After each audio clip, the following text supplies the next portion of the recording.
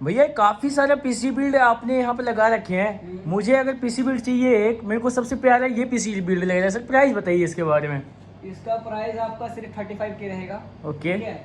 इसमें अपना expert motherboard आता है, ठीक है। i11 आता है अपना। इसमें आप, इसमें 550 वाट के आते हैं सैंपल, तो इसमें आप 30, 60 टी तक आराम से कर सकते हो। ठीक है। मेन बात है कि ये अपना ARGB है। Full 35 के ARGB। में ARGB नहीं आता है, अपन दे रहे हैं फिर। ठीक है आपको। ठीक है। 8 GB रैम रहेगा, तो बेस्ट गेमिंग एंड एडिटिंग के लिए आपका पीसी बढ़िया हो जाएगा। ये 30 की रहेगा, 35 की ओनली, 35 की ओनली।